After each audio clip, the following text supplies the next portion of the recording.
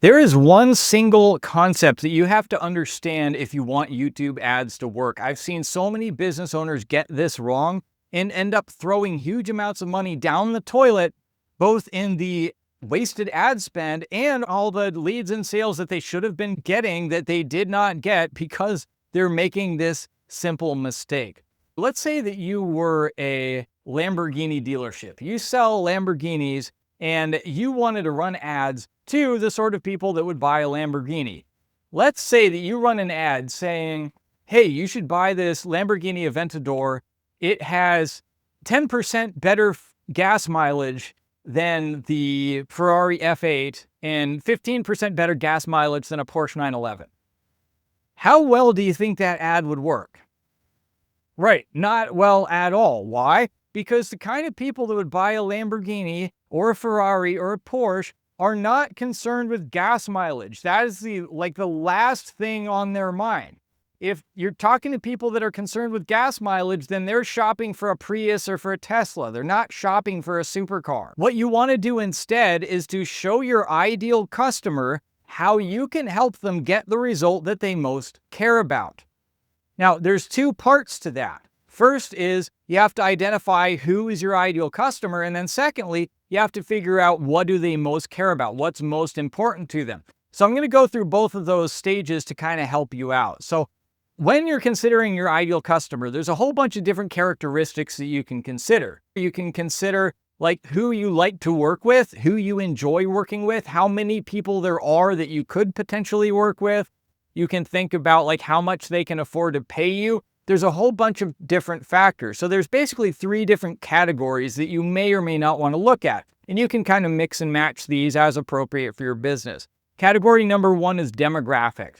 These are just basic kind of built-in characteristics of the person. So their age, for example, or where they're located, if they're parents or not parents, if they're a man or woman.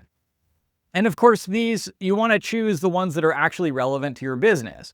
So if you have a business where like 55% of your customers are parents and 45% are not parents, then you don't want to include that as one of your categories, right? Because you got plenty of people in both categories. But if you sell like homeschool courses or homeschool materials, you probably only want to target parents because that's actually relevant to the thing that you actually offer.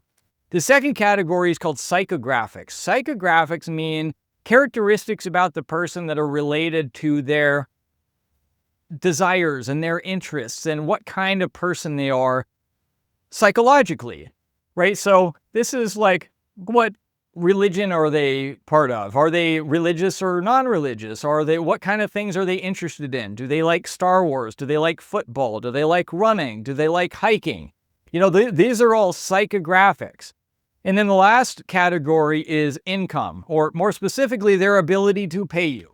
This is important because if you sell to people who, let's say that you sell a high ticket product, then if you sell to broke people that don't have a job, they're probably not going to pay you, right? But it goes both ways too. So if you're like, you have a Dollar Tree, for example, you're probably not going to try to sell to rich people because rich people are not interested in Dollar Tree, right? So you want to consider who is your ideal customer, like who do you actually want to sell to? And then you figure out part 2, which is what is the most important result to them. Now, there are 2 types of results that you might be able to get, what I call a positive result and a negative result. A positive result is something that they desire, something that they would like to have. So I can help you get 6-pack abs. I can help you make more money. I can help you get a promotion. I can help you get a better job. I can help you find love. These are all things that people would like to have. Something positive that they are directed towards. Now, the opposite is a negative result. This is something that the person would like to get rid of or like to avoid. So it could be something that they have now that they would like to get rid of. So the beer belly, for example, they'd probably like to get rid of. If they have a trashy house, they'd probably, if they have a whole bunch of trash all over the place, well, they're probably going to pay people that will take away the trash, right? Or if they have diabetes, they will pay somebody to cure them of their diabetes, to take away the diabetes. And then this could also be something in the future. So it's not a pain that they have now, but it's a pain that they're worried that they might have in the future. So for example, asset protection. You can offer a service that's basically, hey, if some scumbag decides to slip and fall on your sidewalk and try to sue you for it, then we're going to protect you so that they can't take your house and they can't take your assets, right? That's something that it's not a pain right now, but it could be in the future. Or if you sell life insurance, that's purely like a future thing. Hey, if you die, then your wife and kids are not going to have any income and they're going to be stuck in the unemployment lines. You want to avoid that, and so that's what the life insurance does. It avoids that potential future situation. So those are the two parts. Now, once you have the two parts together, you've got the framework for a very successful ad, not only on YouTube, but on any other ad platform, on Facebook or Google Ads or whatever. So it goes like this. You say, hey, ideal customer, would you like to get this result? If so, here's how I can help you. Now, I'm going to give you a few specific examples of that, but if you would like to work with me personally and have me not only define this for you, but actually help you to create the ads and run the ads, and actually, in some cases, I'll even do the whole thing for you. If you're interested, I'll put a link in the description where you can apply and book a call with me. So here are a couple of specific examples. Let's say that you sell shoes. Well, first question to ask is, who wears shoes? Well, the answer is everyone except hippies. Everyone except hippies wears shoes. So it's a big, broad market. Chances are you're not going to try to appeal to everyone with your shoes. You have different types of shoes that are appealing to different types of people for different reasons. So for example, let's say you sell high-end high heels. Well, who does that appeal to? Well, probably rich women. And what do they want? What is their desire? What is the result that they're looking for? Well, they're looking to look beautiful. They want to be desired. They want to feel confident. They want to impress other people, right? That's what they're looking for. If you sell, let's say, work boots, who buys work boots? Well, workers, like construction workers. And how do you sell that? What is their desire? What is the result that they're looking to get? Are they trying to be beautiful? Are they trying to impress people with their work boots? Probably not. No, they're trying to find the boots that work the best for their job, that are the most durable, that are not gonna like get them put in the hospital if they step on a nail, right? That's what they're looking for. Or if you sell orthopedic shoes, again, totally different market. What kind of people buy orthopedic shoes? Well, people with foot problems. And what do people with foot problems want? Well, they want you to take away their foot problems. They want you to alleviate their pain. That's what they're looking for in their shoes. Or if you sell minimalist shoes, which are like shoes that are very, very thin sole and very, like, they don't box your foot in. So it's almost like you're walking barefoot, but it's still protecting the bottom of your feet. What kind of people buy minimalist shoes? Well, it's people who are health conscious, who care about their health. And why do they buy minimalist shoes? Is because it's better for their feet. It's better for their posture.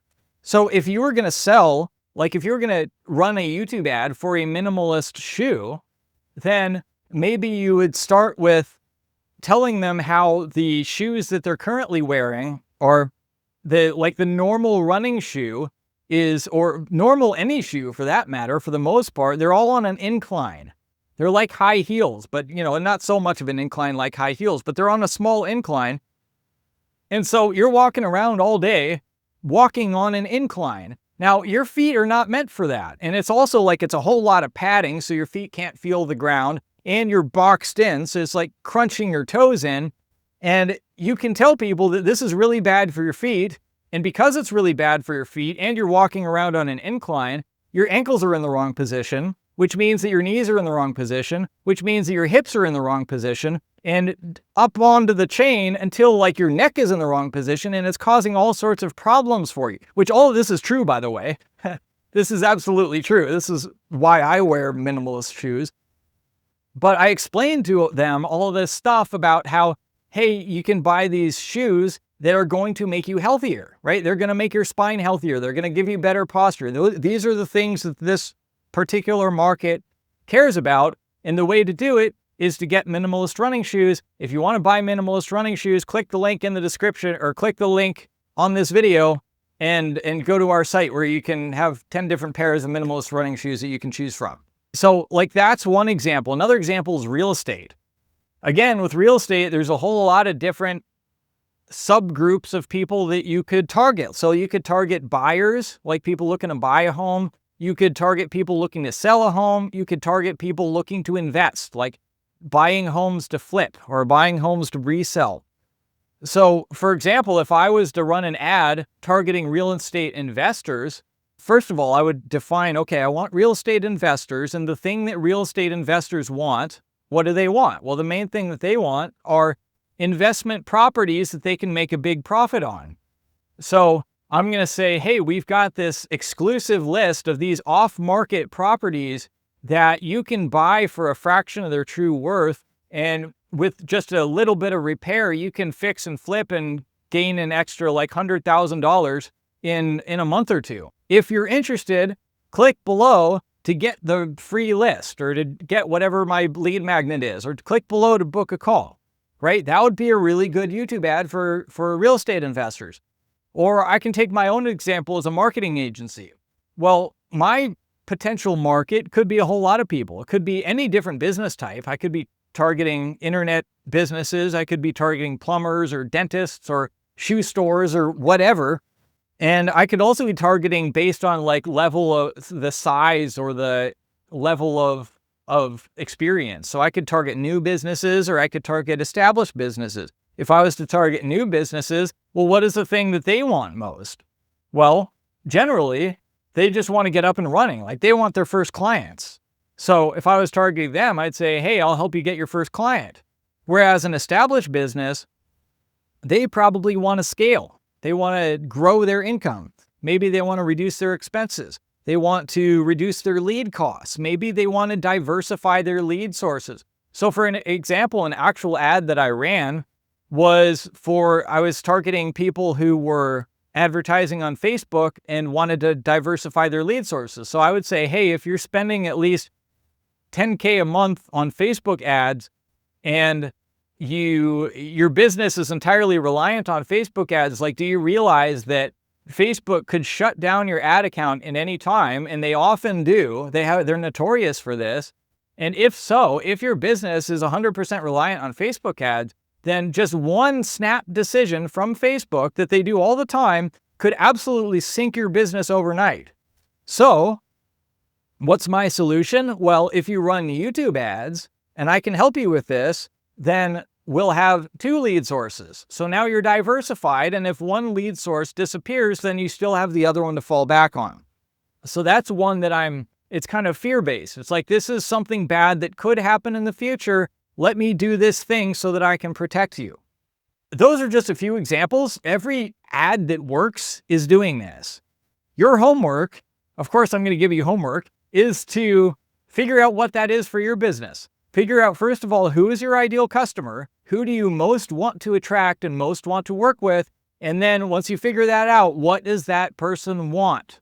What is the result that that person is most interested in? Now, if you'd like to learn how to implement this, like how to create your YouTube ad videos, how to set up your YouTube ad campaigns, etc., I've got a lot of great videos on this channel that'll show you how to do exactly that. Or if you would like to work one-on-one personally with me, that's something we can discuss as well. In some cases, I will even do your entire project for you. Like I will write, create, and run your YouTube ads entirely for you. If you'd like to discuss either of those options, click the link that's in the description and apply and book a time to talk to me or a member of my team. And thanks for watching. I'll see you in the next one.